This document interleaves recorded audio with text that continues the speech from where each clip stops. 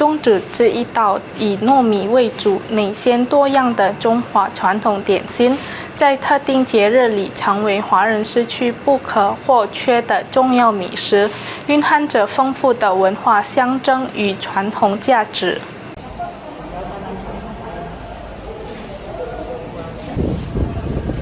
粽子是常为肉粽或把酱，是一种三角形状的传统美食，采用糯米制成，内馅多样，常见有肉类、红枣、红豆、糖等，并以粽叶包裹后蒸煮而成。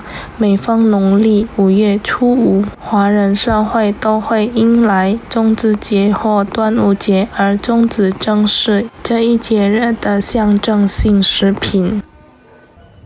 在这一节日里，民众可以品尝到各种类型的粽子，如福建粽、南棒粽、红豆粽以及甜粽等。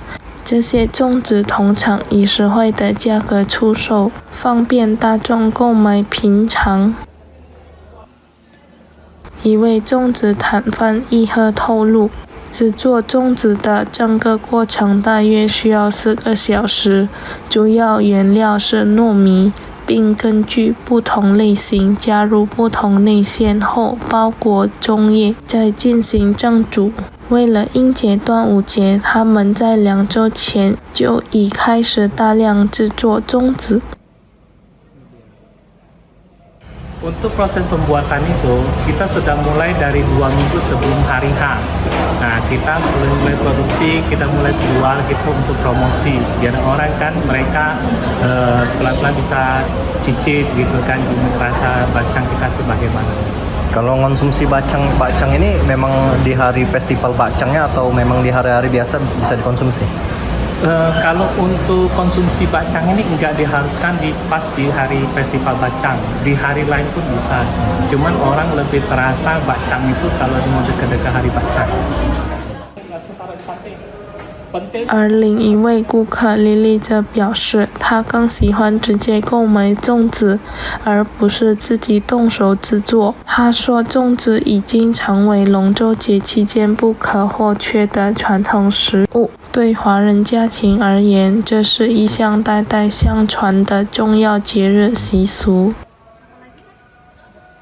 Ini kan sebuah tradisi ya, terutama kita orang Hokkien ini tradisinya hari ini puncaknya bacang. Jadi rasanya kalau nggak makan bacang tuh kayak nggak mengikutin gitu loh. Saya tadi belinya bacang Hokkien dan juga ada coba bacang Bangka. Kenapa lebih memilih bacang Hokkien? Ya karena kita kan keturunan Hokkien ya, jadi rasanya tuh lebih selidah gitu, rasanya lebih pas dengan cita rasa kita.